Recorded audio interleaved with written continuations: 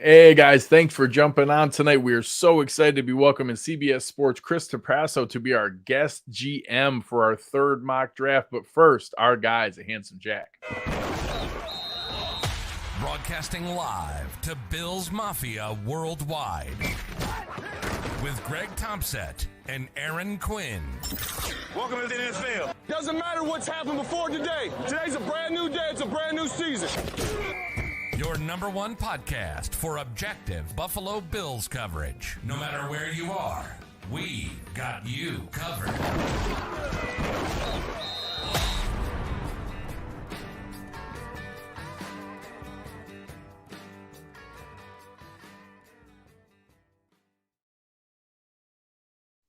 Good evening and welcome to the Cover One Buffalo podcast. You are joining your host, Greg Tompsett, along with my partner in crime, Aaron Quinn. Aaron, how are you doing?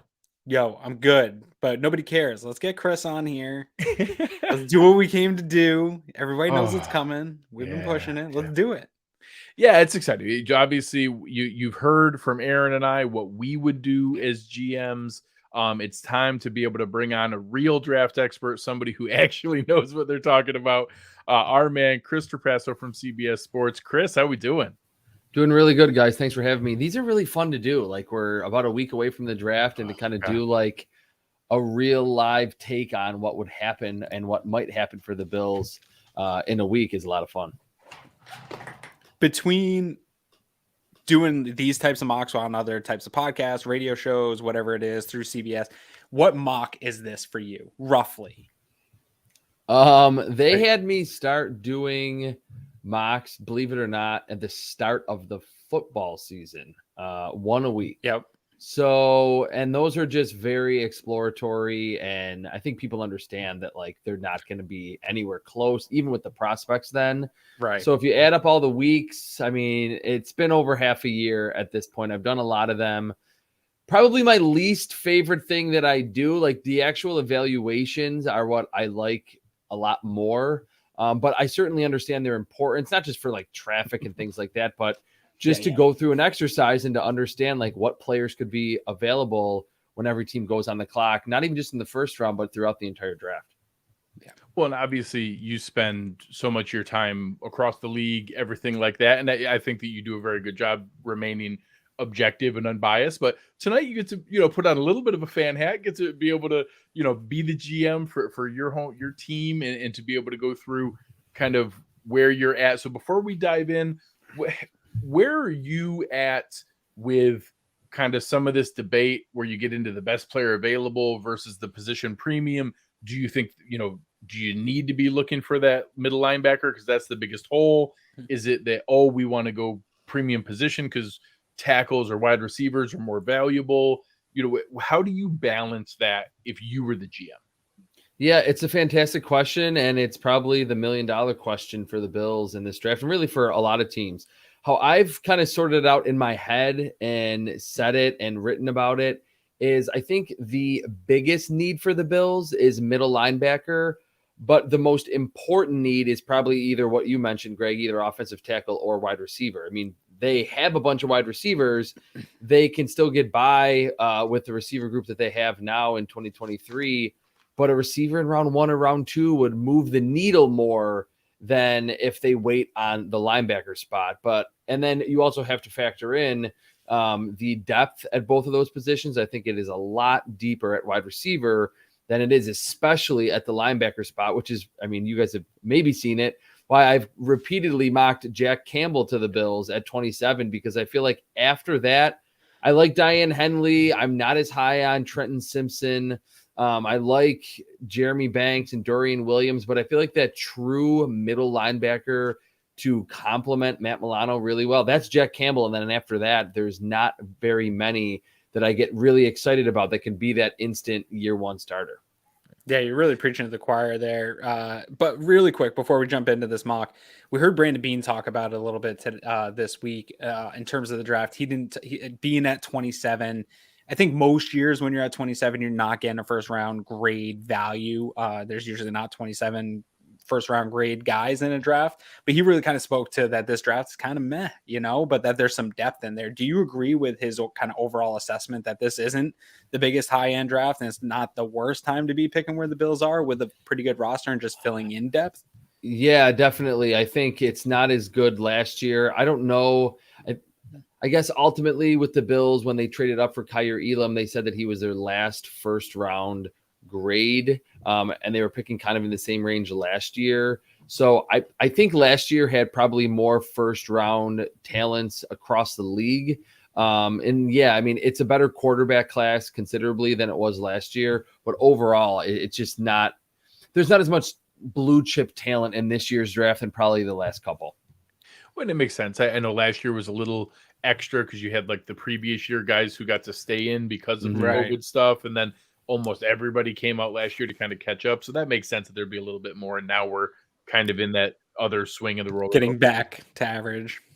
Without further ado, we will dive right in as a quick, self-aggrandizing support. I'm going to promote my show on Friday night. We're going to be doing 32 GM mock draft. Woo. So it's been way more than I asked for. And awesome producer Chris asked me if I regret it already. But I have found 32 GMs from around content creation to GM all the different ones. And power of Twitter, right? Oh man, it actually has been really cool. I'm excited for it, but it's been more than I asked for. So I'm going to save that for Friday night. Tonight, we're going to stick with our same model that we've been using. We'll use PFF for now. I'll set it up so you can let us know, but Aaron and I will be your Brian Gain and your. We're going to pound the table for our GM guy. and our scouts. Yeah, we'll you got trying to convince you. You make the calls. You could tell me where to flip to on what positions are there. We have left trades open, so if you get offered something, or if the board's laid away that you think it makes sense, we can trade down. We could do whatever's there. But without further ado, I am going to bring up our mock draft, and we will get rolling. All right, I'm going to start. I think I have all 7 picked. All right, we got our normal stuff rolling. Everybody's going off the board the way that it normally does. So I know I don't want to trade up, so we're good. I don't want to. Yeah, trade I don't up, either. So I don't either. Don't but who's the guy you're hoping the most falls? Yeah, maybe semi-realistic. Who's the guy that would be really a dream scenario if somebody fell? Is it one of the tackles? Is it JSN? It would be Darnell Wright, who's not there. Wright went 16. This is realistic. Him going at 16. Yeah. Hell, it's Jackson Smith-Njigba at 6. I think is more realistic than him making it to 27. That Lions team, man. I was gonna say, JSN. It doesn't seem realistic that he gets anywhere close. So I was going to say Darnell Wright or Quentin Johnston, who's my wide receiver 1. I really like him a lot. His yards after the catch ability. Talk a little bit about that, because I know some people are starting to maybe have some questions about him. Yeah. What makes him number 1 for you? Just his yards after the catch ability. I think we went into last season with Quentin Johnston thinking, and I think it's partially because I believe he was listed at like 6'4" and 220, when in reality he's like under 6'3" and 210. But because he was listed so big, I think it was easy for a lot of people, including myself, to go into the film this year or in 2022 at TCU and think, hey, is this the next Mike Evans? Is it DK Metcalf? Is it George Pickens or T. Higgins? These ridiculous rebounder types. That's really not Quentin Johnston's specialty. But after the catch, the last 2 years at TCU, being like 6'2.5" and 210.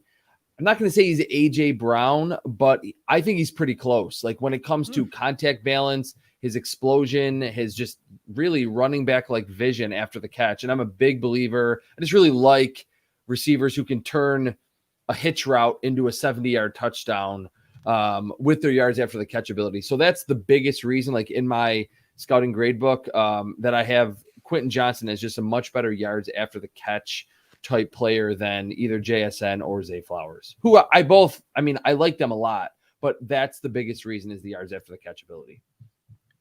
So here, for your viewing pleasure, I filtered to some of the most popular positions, just looking at wide receiver, tackle, defensive tackle, and linebacker. So Zay Flowers, Jordan Addison are there. Maisie Smith, all the linebackers there. No linebackers have gone yet. So you have Henley, you have Campbell, you have Sanders, And you have Simpson. They always put Simpson crazy low. You have Downs there. I don't know if you have him in the same tier as Flowers and Addison. And then out of the tackles, you have DeJuan Jones, then down to like Bergeron, Cody Mauch, people like that. Is there any other position you want me to look at? No, I think those are the good ones. Are there any? Can you just check edge rusher for a second? I mean, I don't think other positions here. Yeah, Deontay Banks, who oddly I think we just saw reported had a visit with the Bills. It was a little weird. Interesting. A little weird. That was weird. Michael Mayer out there. So you have Ndike Azuma and BJ Ojulari. I do like Ojulari in terms of the need the Bills have while Vaughn's out.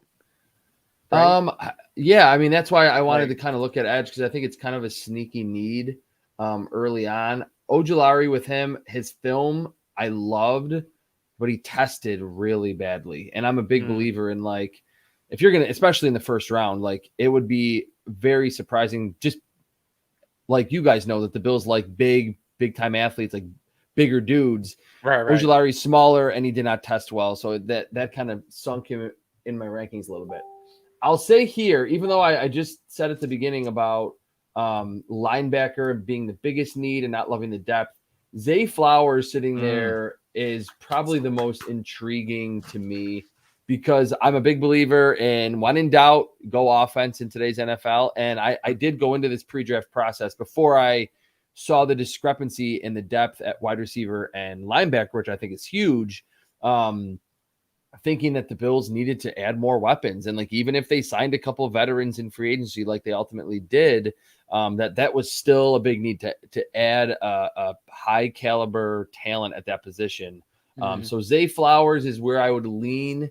I don't know what you guys think. And maybe we could look at some of the trade back scenarios. Yeah. My only input, if I'm in the room here, is, to your point earlier, it's Jack Campbell or bust in terms of improving the linebacker position. So either we are taking him here, trying to move up in the second, or moving back from here, or we're moving on from linebacker. Is that sort of how you feel the draft? If you're not making a move to position yourself for Jack Campbell here, either taking him now or moving back or up in a scenario in the second round, you're away from linebacker in the draft, or are you still with taking a developmental guy? Well, I still think that they need to draft one, and I definitely want to hear Greg's thoughts on this too. The only thought I had, and I don't know if this is galaxy brain or maybe this is what the Bills are ultimately doing. If you say thick dime, I'm leaving. No, I'm not. Okay. No, all right. I'm not saying that. I'll say it. Is that I've gotten a lot of questions about, like, hey, are the Bills going to start Terrell Bernard at middle linebacker? And I first thought, like,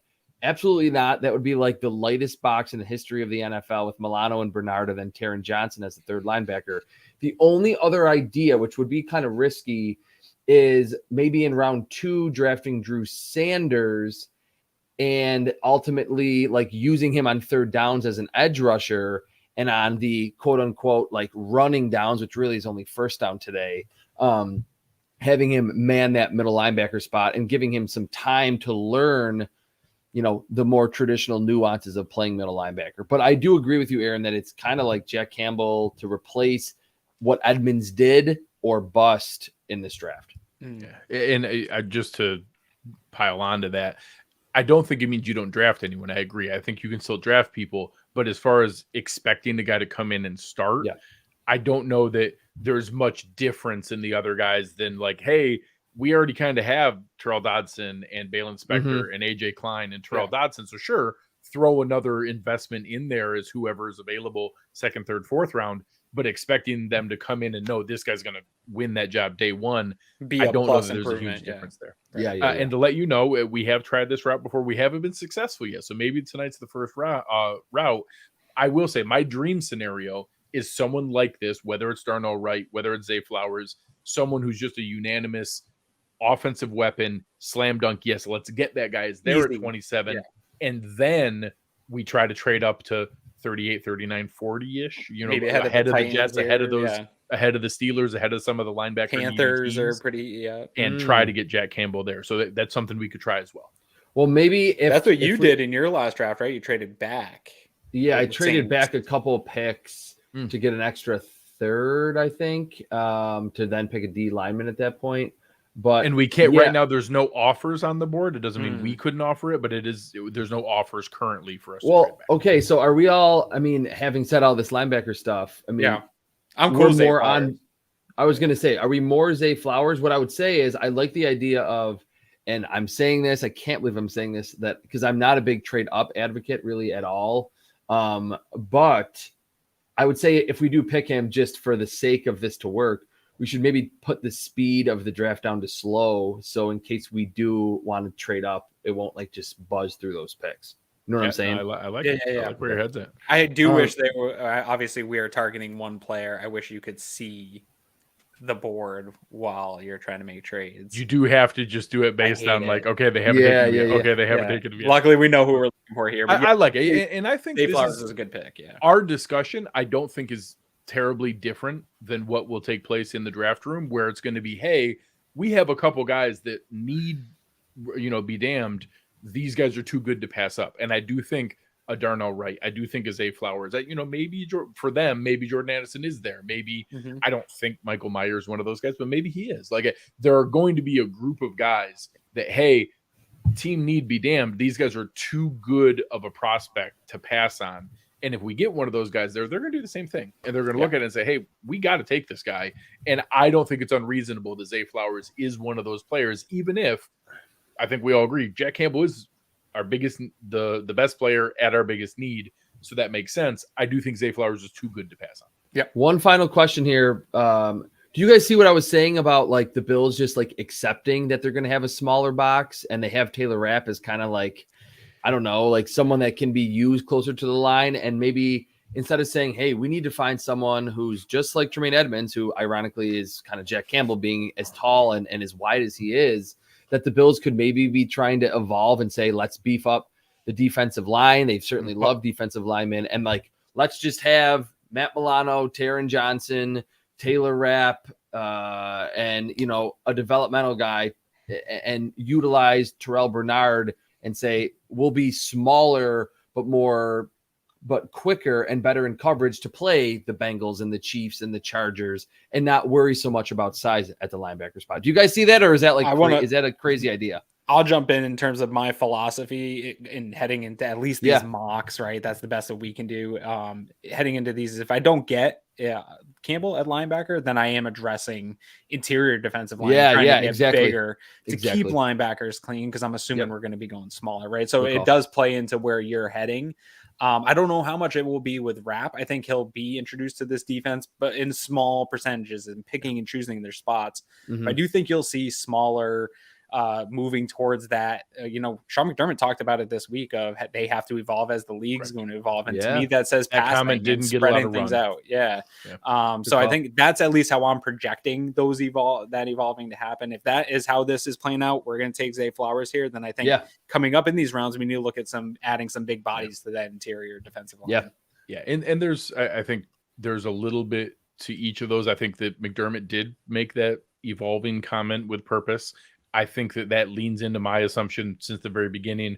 Taylor Rapp did not sign here to purely be Jordan Poyer and Micah Hyde's backup. They sold him on a package. That doesn't mean that dime is our base defense and that he's going to be on the field all the time. But we obviously found out the hard way Jaquan Johnson wasn't that guy, and that we didn't have the depth to play three safeties. And then all of a sudden they're like, hey, we actually kind of wanted to do that, and we didn't have the guy. We didn't have the horses to pull it off.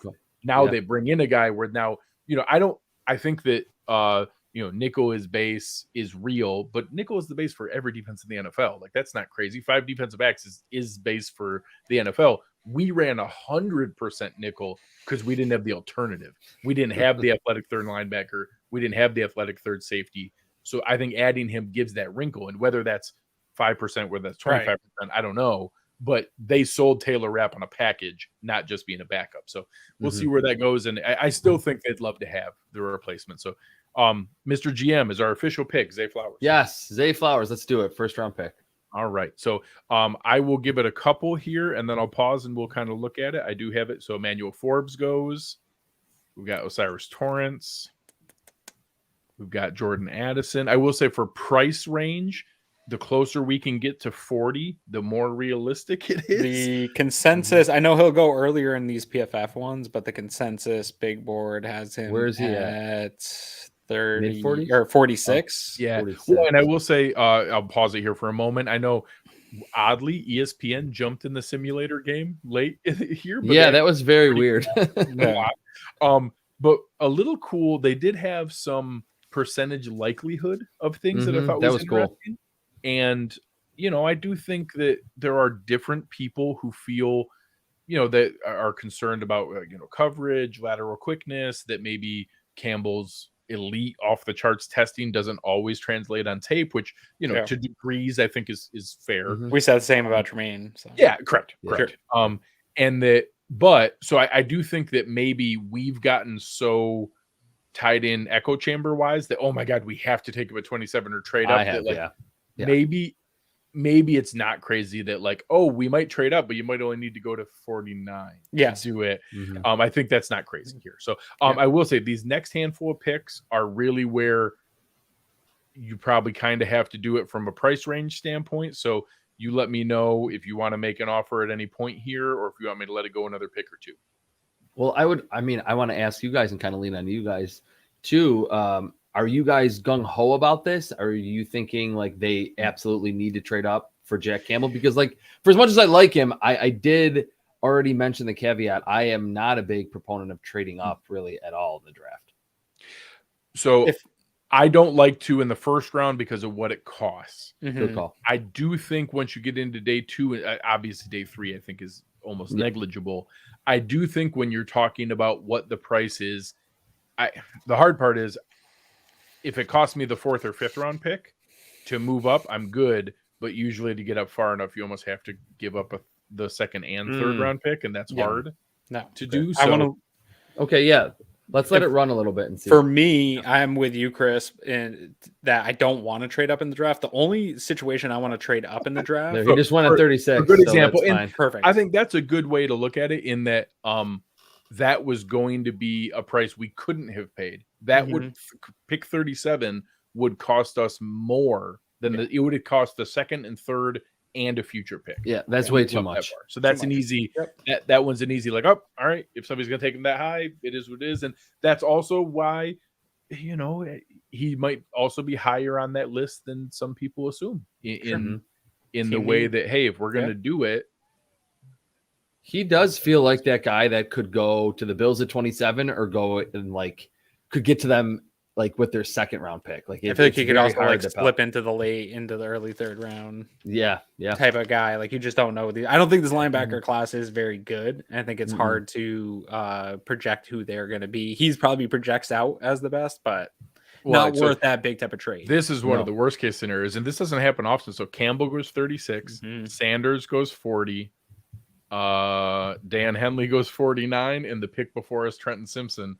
So we are officially linebacker needs to be addressed late. But Keanu Benton just fell right to our laps, and we just talked about this, right? I know. So Chris, is that a guy? So some people I know always jump in anytime you do these lists that where you had him pegged, people weren't as excited about. Do you have concern on Benton? I just have in general like the bigger bodied defensive lineman. I saw Macy Smith kind of low for you guys. He was compared to consensus. Yeah, that just I think when it's fun to watch those players because they're so big and they're athletic, and you're like, how does 315 plus pounds move that well? But in today's NFL, I really think like all positions along the defensive line, you got to be quick and get up the field and win in under 2.5 seconds to get to the quarterback. I like Benton a lot. I think I have him like in the 70s on my big board. So like this would not be like that big of a reach. Like I obviously give a little range. Like they don't have to fall exactly where I have them slotted. But I do like Benton a lot. And he does kind of fit the profile of what it feels like outside of Ed Oliver, what Brandon Beane and Sean McDermott like along their defensive line. They like those bigger, more powerful players. Yeah. Daquan are all big. Daquan played fantastic last year. We don't know how long that will project out for him. We saw what happened without that big body in the playoffs to this defense. And if we've missed out on linebacker this year. We got to keep these linebackers clean. That would be the case I make for him or any of these big bodies. It wouldn't just have to be him. There's a number of guys on my board as we go on, but and I brought it up that I think they have like a Zach Cunningham or Deion Jones or someone like that on speed dial. They're like, hey, if we miss our guy, we'll call Miles you May Jack. 2nd. Yeah, Miles Jack. We'll call you May 2nd. We may be looking for an addition. Can we look at the D lineman more? Because is Jervon Dexter there? Because I like him a lot too. Not a ton of edge, depending on how you feel about Carter or Foskey. Siaki Ika, Carl Brooks. I do like Derek Hall, but Gervin Dexter is there. Who do you like, Aaron? Derek Hall, but he's kind of redundant for the Bills. I have a first round grade on him. I like him a lot. Okay. Like, look at that pass rush grade. Like you watch him. It's funny. It's just like scouting the helmet. He reminds me a lot of Carl Lawson, who was like this stocky, short player that was just really good. And you're like, how is this guy not more highly regarded? And he's become a really good Hall player. is built like a Greek god. He is. He really is. And he was productive for like 3 years at Auburn and tested really well. But yes, I agree. That would be probably a little early for edge. I'm leaning Keanu Benton. I think it would probably be good to look at offensive tackle here and then maybe wide receiver just to go offense. Or I guess not wide receiver because we picked. Is Bergeron on your radar here? I see he went to the Giants 2 picks ahead of us, but would he be on a tackle? Yeah, for here? Yeah, he would be. He's a little, and it seems pretty obvious to me on film. Like he's a little raw and needs to get stronger, like a lot stronger. But on an island and like in pass protection, there are a lot of reps where you're like, wow, like you could see that by like year 2, he could be a really, really good player at right tackle in the NFL. So one more I want to ask you about Darnell Washington. Is that at 59? Yeah. Is that interesting? Very. Man. And you don't like think? I gotta call you out a little bit here because I was looking at your list. You don't like Schoonmaker at all. I don't. You didn't even have him listed, man. No. So the fact that he's older and had like 1 year of high level production, and he does get open pretty well, but like he's almost 25. That's crazy. Yeah, he's pretty. Which there are obviously more of these guys than usual, still because of the COVID eligibility rules. 1 year of solid production, and he's a good route runner. He's explosive. I didn't see after the catchability, which normally is not like that big for tight ends, but in this class with like Sam Laporta and Darnell Washington, even like Payne Durham, I think is kind of a load to bring to the turf. That's why I'm a little lower on Schoonmaker. Gotcha. Most. All right. Okay. So I think it's really for me, it would be, and I want to hear your thoughts. It would be between Keanu Benton or Darnell Washington. If we want to just go like major offensive firepower in the first 2 rounds, understanding the importance of that role on the team and just in general, or just kind of diversifying a little bit. I don't know. And again, I know you like Gervin Dexter. I don't think it's crazy that he could make it to pick 91. I think that's in play. I like Jaquan Roy. Yeah, me too. He's kind of their type as well. Yeah. So I mean, I do think that I do prefer Keanu Benton, but I don't think it's crazy that those guys aren't a bad drop off. And I think, again, the Bills are in a position where having a chance at a special upside of a player is worth taking a swing on. And if it fell that somehow we added Zay Flowers and Darnell Washington in the first 2 rounds, yeah, man. Like, this would be fantastic. Can we just pause for a second too to just kudos to the Buffalo Bills for being in a position where you filled so many holes in free agency and your roster is in such a good position that you can continue to draft really where we deem is the best player available in this scenario, because we are actually ignoring some needs here to just add talent to this team, and they're in a position they can do that.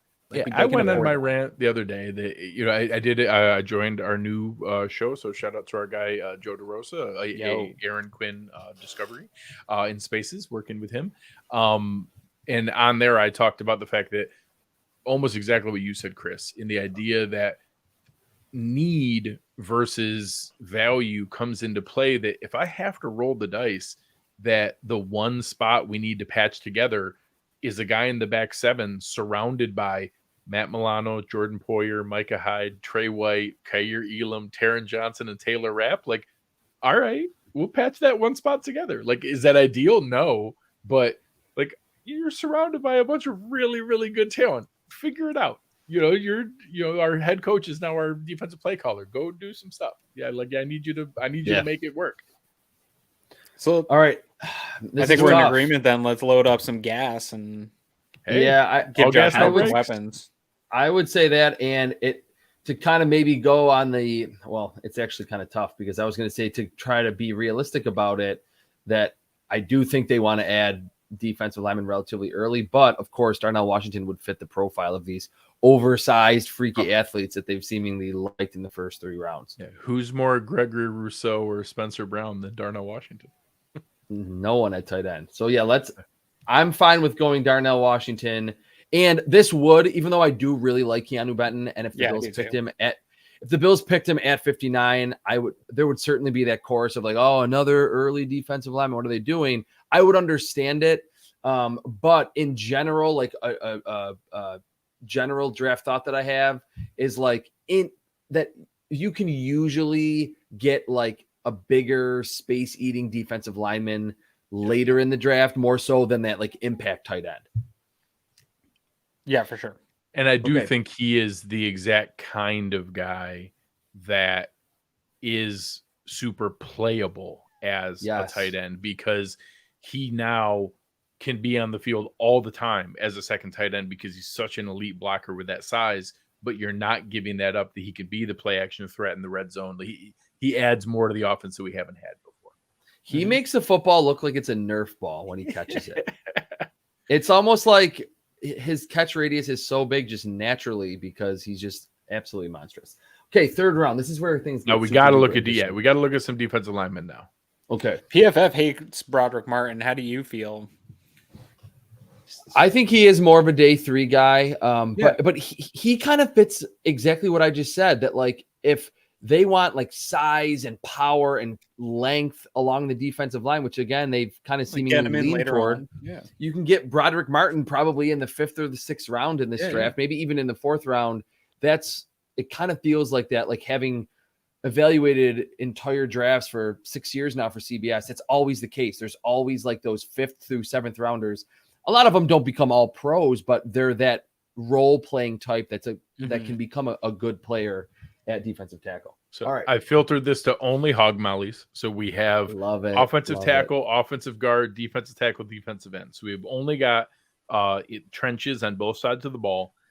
They like Carl Brooks. The top tackles are Wanya Morris and Blake Freeland. Interior guys, you have kind of the red shirt pick with Andrew Voorhees, Juice Scruggs, and then Jacqueline Roy that we talked about earlier. You do have both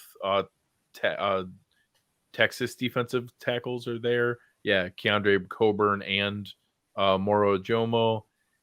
So what do you guys think? I mean, we've been saying about all this size and power, like to pick more of a pass rusher up the field at defensive tackle, because Moro Ojomo, I think, is really good in that regard. Good pass rushing moves, big time athlete.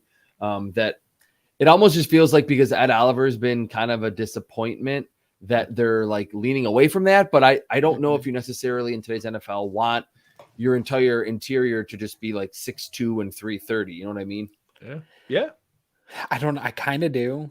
I have to push back a little bit. There's part of me that, well, in keeping linebackers clean, it helps. There's part of me that thinks like that is the evolution eventually of this defense, is that your interior is almost a couple Daquan Jones type guys that can hold positions. But we saw from him last year, he can penetrate and rush. And then getting your Greg Rousseau who has length and is a good pass rusher, but then a twitchy guy besides him, and then playing small behind that. I can live in that scenario, but I agree with you that I'm a firm believer, football philosophy wise, that the best pressure is interior pressure, right? Interior, to have the best types of rushers. That's why I want Ed Oliver to work out so bad it hasn't. But that is where the best rush comes from. So just a quick status check.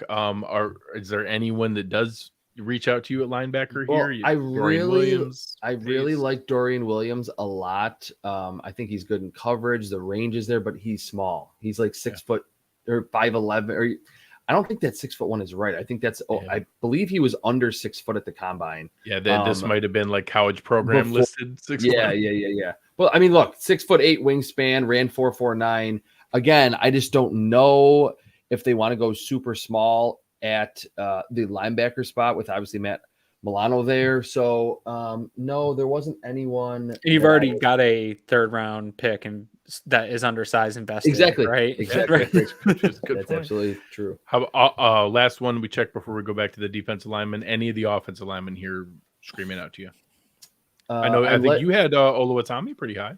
I do like him a lot, but I think it's a little, I don't want to say redundant with Mitch Morse there because obviously he's not the long-term guy. This could maybe be his last season. I would say it would be purely a stash. He wouldn't help at all. Yes, it would be. Yeah, exactly. So I think at this point, he could be your swing interior offensive line. He could be, and they've all around prioritized that in the past. I just don't know if I would pick a top.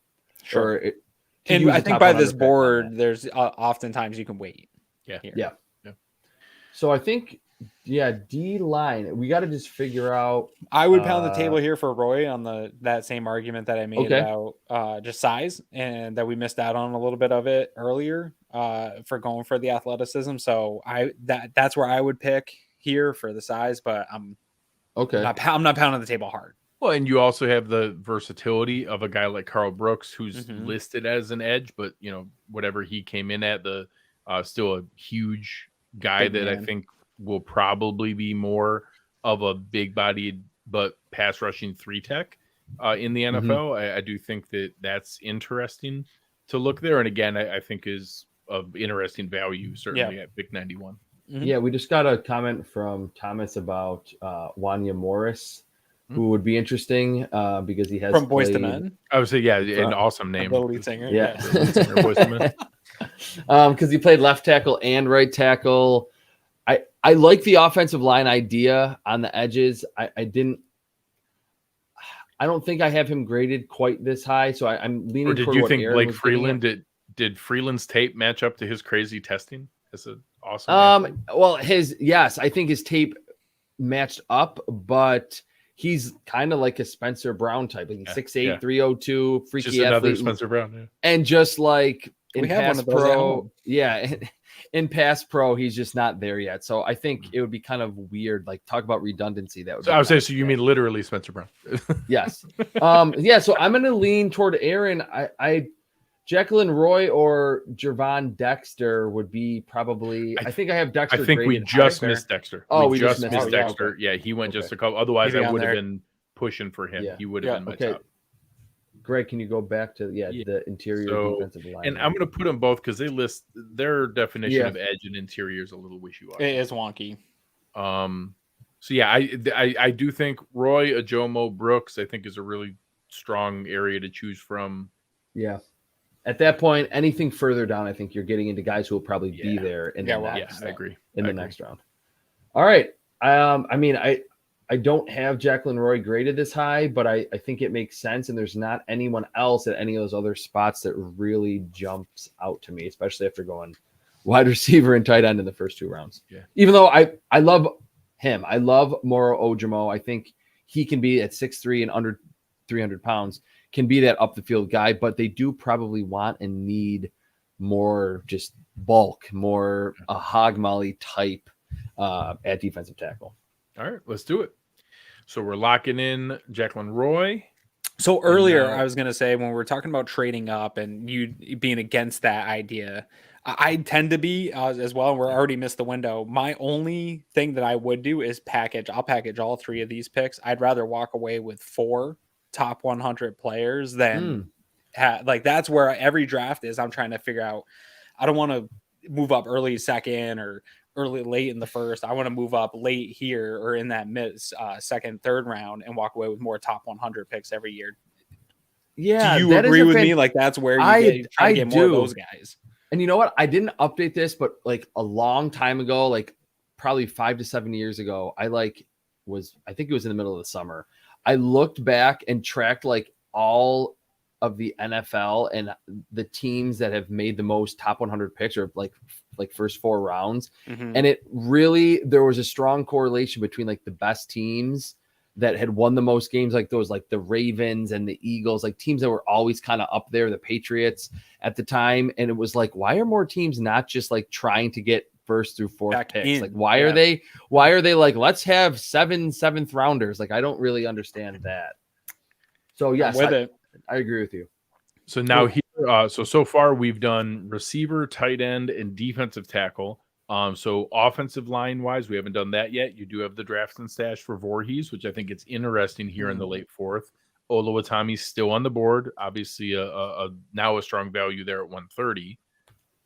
If we do look at wanting to add somebody to the competition at linebacker, Noah Sewell, then it. Well, see, what's weird is, and this is where it's like we don't know how the board's going to fall, because I believe PFF has Jeremy Banks from Tennessee like not even draftable, or like, where is he? Oh, yeah, right there. Literally 326. That's crazy.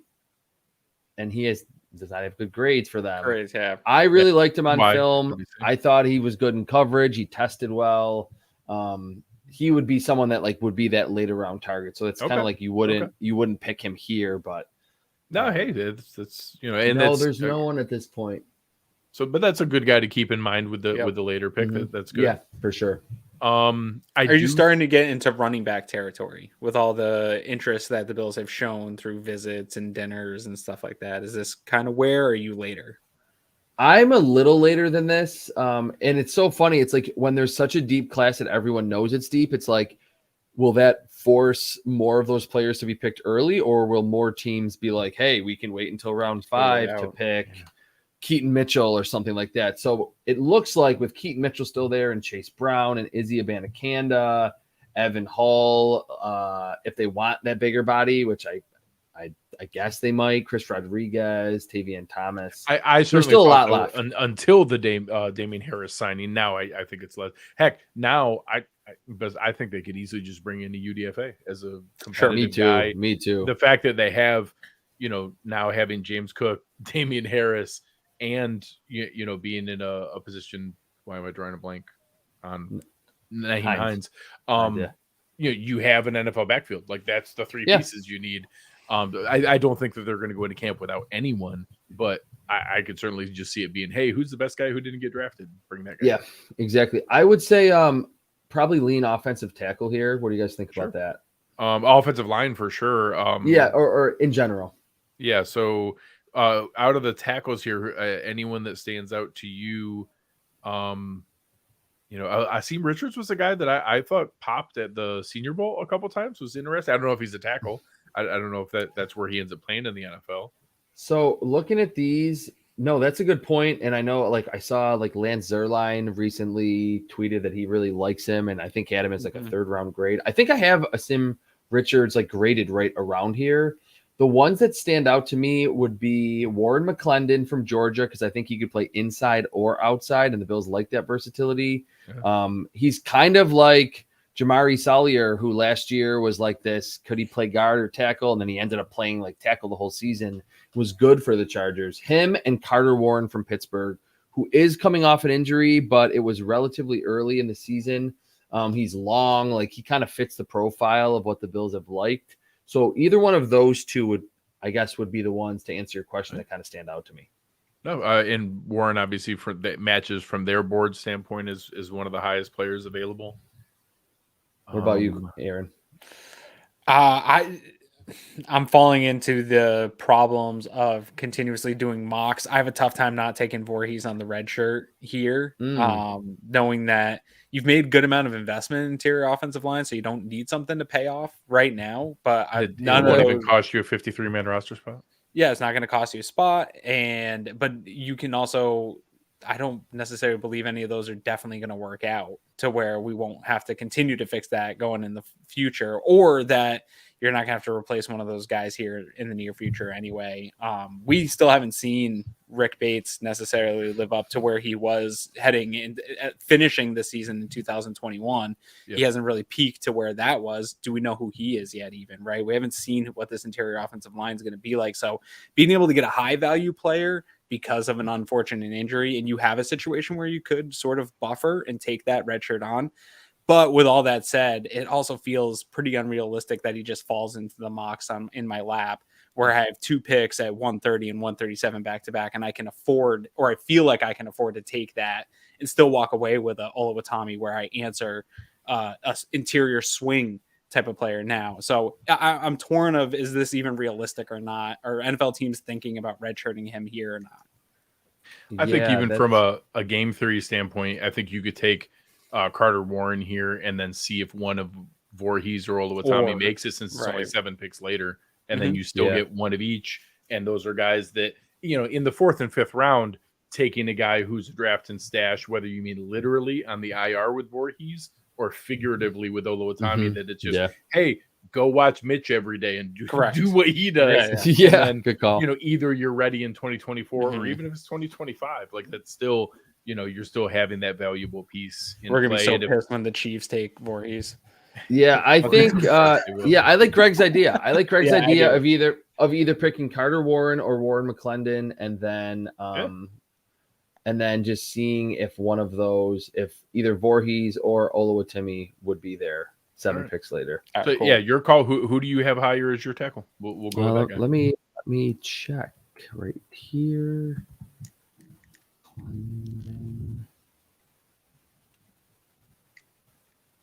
Yeah, I have Ward McClendon higher. Okay, let's do it. We'll just go with him because of his versatility too. I mean, he could be that swing tackle / maybe guard as well.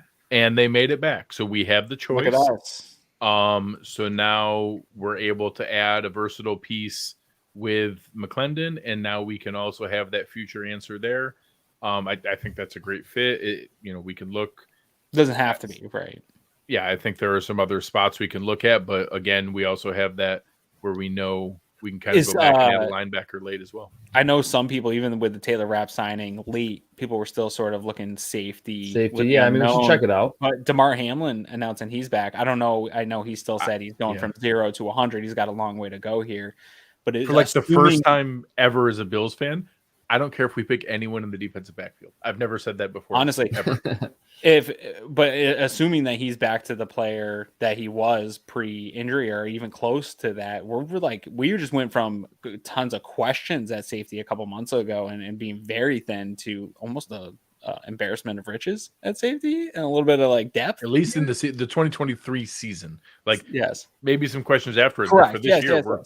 For this season, Yeah, it's crazy how that worked out because it was almost like, who do they have at safety? And like Jordan Poyer's going to be gone, and like Hamlin's not going to play again. And now I totally agree, Aaron, that they're actually very deep at a position that was kind of ravaged last season by injury. For now, yes. Yeah.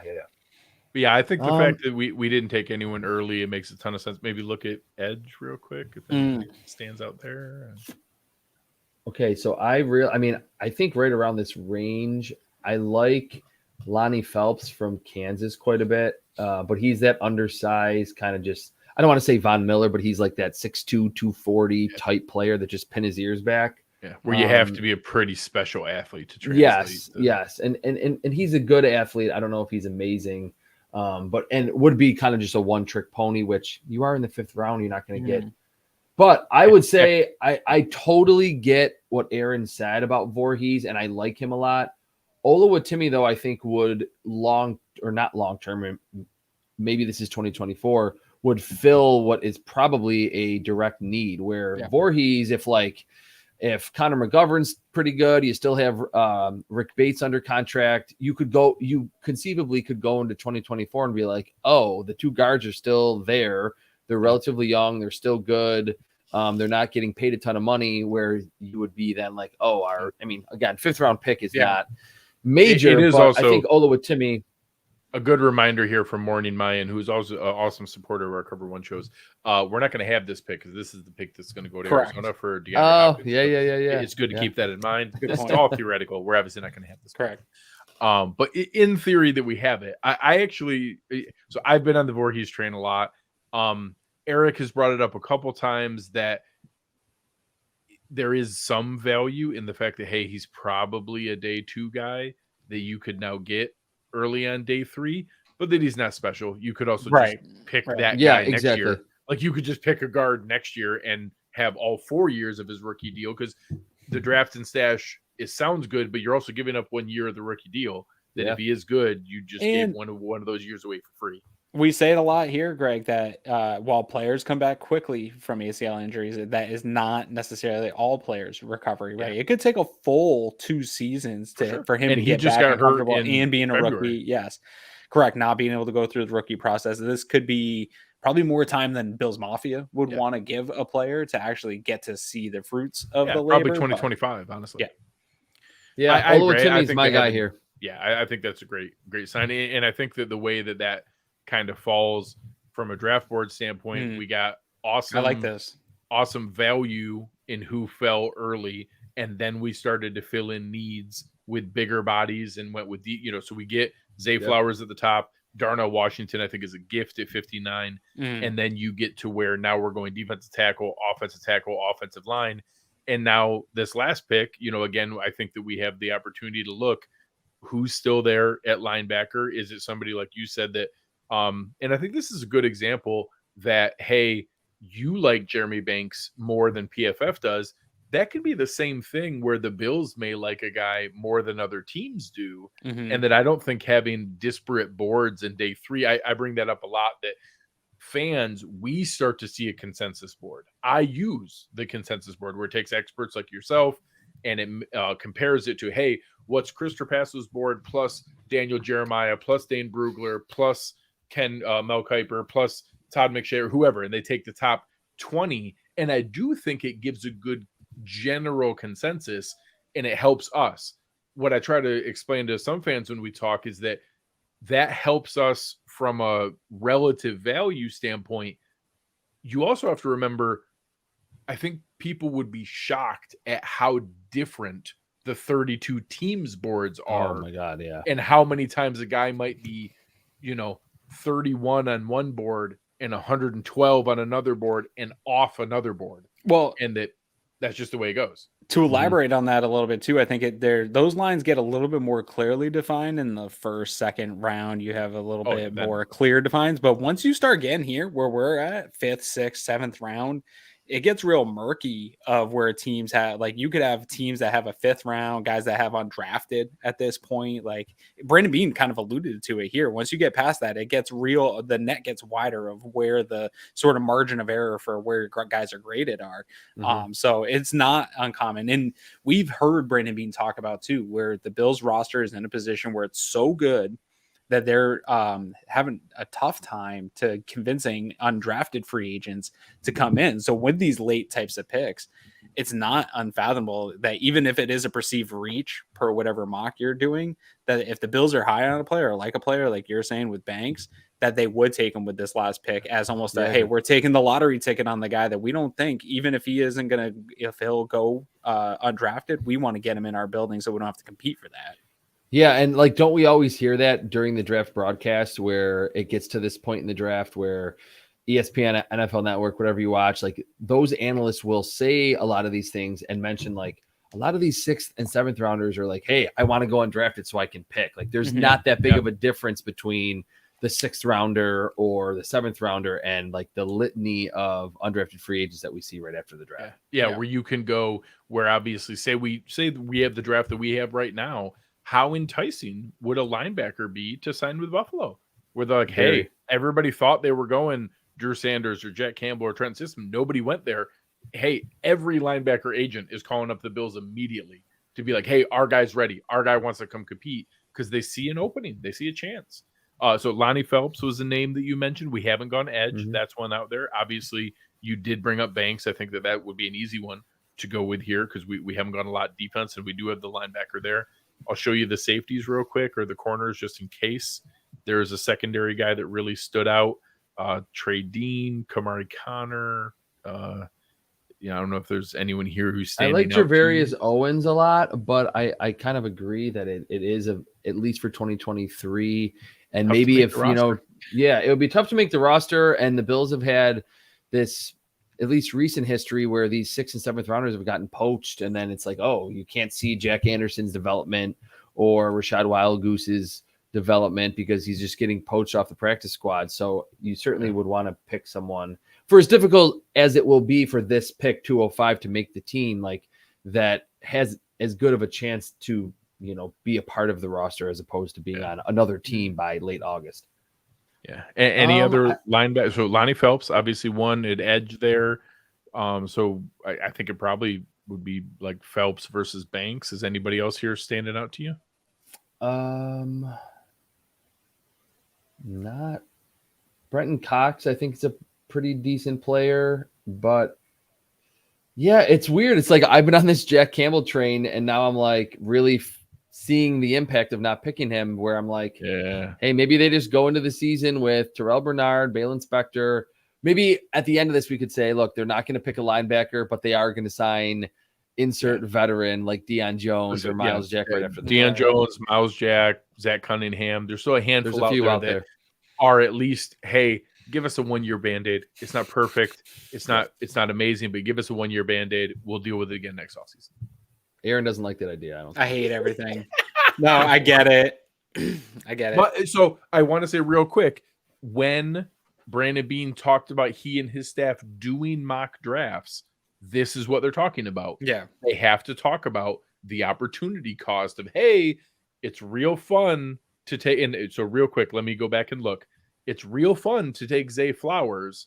Let's look at what all the receivers that went after there. Yeah. So, hey, we could have taken Nathaniel Zell. We could have taken Rashee Rice. We could have taken Michael Wilson. We could have taken Cedric Tillman. What's better, having Jack Campbell and then one of those guys that we still like, or missing out on Jack Campbell? And again, I will say they'll draw a line somewhere. Jackson Smith-Njigba is probably worth that. You don't regret taking Jackson Smith-Njigba. Taking Darnell Wright, you don't regret that. Like, hey, we just got to plug and play tackle for a decade. There probably is a group there, and then you get to a point that, like, yeah, do we technically have Jordan Addison a little ahead of Jack Campbell? Sure, but look what happens if we don't take Campbell. We probably have to do it. That exact conversation is taking place at One Bills Drive right now. They are having that conversation. You know what sucks, though, about this conversation is I do agree, Chris, earlier that you said, too. Like, I also think it's too much for need because I don't think he's that player. He's probably not the 27th best player. He's not the 27th best player. And so they might not really see it that way. Heck, they might have him 19th. They might have him 54th. We don't know. Maybe. Yeah. I think it's more likely that he's not the 27th highest ranked player. I think that's more likely. I saw a couple of comments. Shaka Hayward is another linebacker. I'm not sure where PFF has him. I like him a lot, and he's like instinctive in coverage, good in zone, which would obviously help his chances with the Bills. He's not a great athlete, though. Like, he didn't test horribly, but I think his his RAS, I think, was like in the high 7s, so he wasn't like ridiculous. I will say somebody with the name Bumper Pool is just really fun. Like, that's just a fun name. So yeah, what do you guys think here? I would think I'm actually leaning edge. On Banks. I would trust you on Banks, but if you weren't here talking about Banks, I probably already would have pressed the button on an edge. Well, Aaron's comment earlier, I think, which is weird that I haven't thought of this, but it's a good point, that there could be a little bit of like, hey, like Von Miller's probably not going to start the season at edge, and you're running and then you're rolling out Shaq Lawson, Greg Rousseau, AJ Epinesa, Boogie Basham. And I think obviously Rousseau can be a good player. I mean, we all have a pretty good idea of these guys at this point. And is that edge rushing group good enough to start maybe just as your normal rotation for the first 8+ games in the season? I think I would lean Lonnie Phelps. And I agree. I think that's the right pick here. Let's go ahead and lock that up. So I don't want to keep you here all night. So we'll let the draft class finish. I will say, if anybody hasn't looked at it, I've tweeted it out a couple times. Out of every single position in free agency, the one that is by far the most stock still is rotational veteran defensive end 3. Sure. Like, the list of people that are still out there, and it is like 9 or 10 guys deep of Justin Houston, Leonard Floyd, Jadeveon Clowney, Yannick Ngakoue, Melvin Ingram's still out there too. Melvin Ingram, like the list of guys who are still out there who don't really want to do OTAs or mini camps and don't give a like they don't even want to do that. Kyle stuff. Orton. All the guys who would rather wait until later they're all looking at the Bengals and the Chiefs and the Bills and the Eagles and just waiting to be like, hey guys, we'll come play, 30 snaps for you on 3rd and 9 and go get the quarterback for you if you want. I can still do that. Yeah. I think it's super likely that one of those guys ends up on the Bills. I think that's a super likely one. So here, I will say, I think this turned out really nice. So here's our class: Zay Flowers, tight end Darnell Washington, defensive tackle Jacqueline Roy, offensive tackle Warren McClendon, center Olu Oluwatimi, and defensive end Lonnie Phelps. I think you did a really nice job, Chris. I think this turned out great. Well, thank you. I like it a lot too, and definitely getting the insight from you guys and some feedback was good. And we actually kind of feel similarly about what the Bills should do in general. I think how they should attack this draft early on and then later in the draft. Yeah, I think that tonight's exercise is a perfect example where we got what I think universally will be thought of as excellent values at 27 and 59, and we still have agita about missing out on linebacker. That I think that tells you all you need. I think that is the kind of thing that you need to look at to say, okay, at some point here, we need to have a solution there. And I'm sure Bean has more backup plan in place than we do to be like, hey, he's made those calls to the remaining free agents and he knows if it doesn't work out, they're not going to have a 5th round pick come in and compete. So they probably have that backup plan in place. But I do think that some Jack Campbell or bust isn't the craziest thing in the world. Mm-hmm. I'm going to pat myself on the back for being at least on this show, I've been pounding that table for. You have for a while, long while. At least a month and a half or so. If that's our approach, if we're going into it and it's our approach, it is a Campbell or bust. And I think it plays out. That's the beauty of these mocks. Even though I think people get frustrated of seeing me post a mock every once 2 weeks, doing episodes so often on these. I think what it shows is these football philosophy conversations and roster building conversations you're able to sort of play out. Yeah, for sure.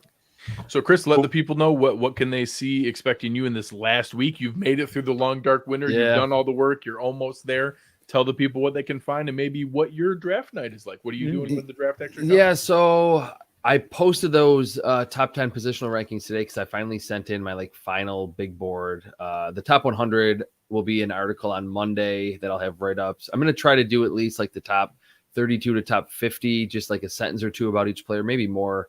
And then into next week, I think I have quarterback comparisons, that article. And then during the draft in round 1, I'm going to be doing some videos for CBS Sports, just reacting to some of the bigger stuff that happens, like a trade up for a quarterback, things like that. Bijan going in the top 10, which I think is absolutely crazy, but he's probably going to go that high.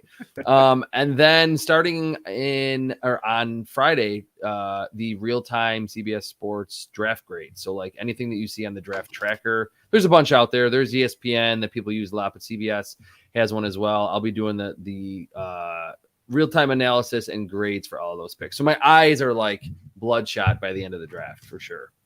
That's awesome, man. I can't wait to see it. Make sure you guys are checking it out. We'll link Chris's work here in the show description, so you'll see it right below. Make sure you give us a like or a retweet of the mock draft, which I'll send out with Chris tagged in here on the show. But Chris, we appreciate it. We'll finish up some things here without you. We appreciate your time tonight. We'll talk later. All right, guys. Thanks a lot. This was fun. Thanks, Chris. Thanks, Chris. So, a ton of fun to have somebody like Chris jump on and to be able to go through here. You guys can check it out to be able to look at what's there.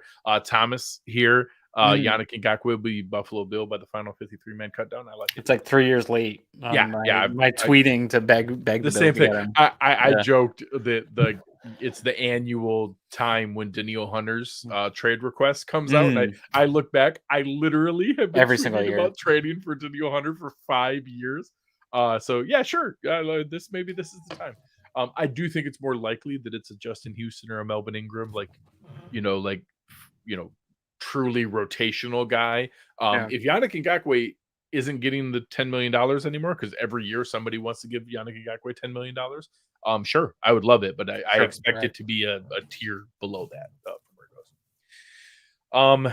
Any final thoughts? Do you have strong feelings about whether Stephon Diggs was at camp or who Josh Allen may or may not be dating? Anything you want to talk about? I do. I have a bunch of thoughts of that stuff, but that stuff I talk about with my wife, because that's the stuff about the Bills that she cares about. But no, I don't. It's voluntary. Every year this happens where we want to talk about somebody not being there. I don't care at all. I won't. If Cover One has a voluntary staff meeting, I also won't show up. I promise. If it's voluntary, I'm not doing Diggs it. and it's not like Trayvon Diggs and Stephon Diggs are together at Coachella, hanging out, having a good time. Like, I've also seen the workout videos. Stephon Diggs has been putting work. He's going to be ready. He's going to be at Not every worried about it at mandatory all. thing. He hasn't been at any of the voluntary OTAs for years. He wasn't there last year. He wasn't there the year before. Some guys don't go to the voluntary stuff. Like, that's why it's voluntary. Correct. You won't get me at voluntary stuff. And he's going to be in shape. He's going to be doing stuff on Diggs things all season long. Is one of the least things I'm worried about. Absolutely. Yeah, it's absolutely crazy. And Josh's relationship, I don't care. I just want Josh to. He looks good with the new haircut. Yeah, shaggy Josh. Yeah, little. I don't give a meat about anything. I like it. Let's go sling some balls, baby. That's all it's about. Just having a good time. It seems like a rough life. Imagine being 26 and 6'5" and worth $250 million and maybe one of the most eligible bachelors in America. Allegedly, apparently, possibly. Allegedly a bachelor. So cool. Yeah, seems like a rough life. Good time to be alive. All right, guys. Big thank you to awesome producer Chris. I will say one more quick shout out for the show. I did put a bunch of crazy time and effort into organizing a 32 GM live mock draft on Friday night. It's going to be airing live on Cover One at 8 p.m. on Friday.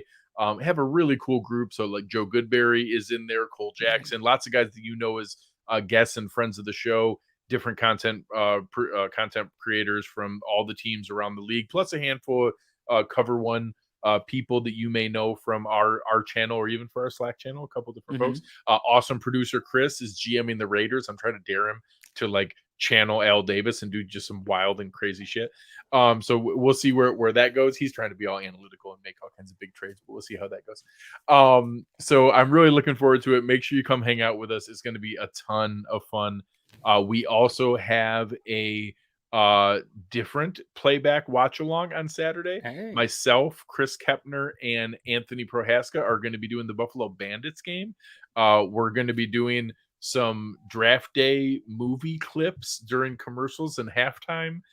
We may watch some NHL and NBA playoffs, but the fun part for you guys listening, you can send in draft questions, and we're going to be answering draft questions live while we hang out and watch the Bandits and maybe some NBA and NHL playoff. But that'll be 8 o'clock on Saturday night. All of us hanging out there, watching the Bandits, watching some other fun stuff that you guys can come hang with us, ask some draft questions. Anthony's never seen draft day, which makes me a little crazy. So I'm excited for him to see. I've at least queued up the 3 trade scenes that we're going to watch.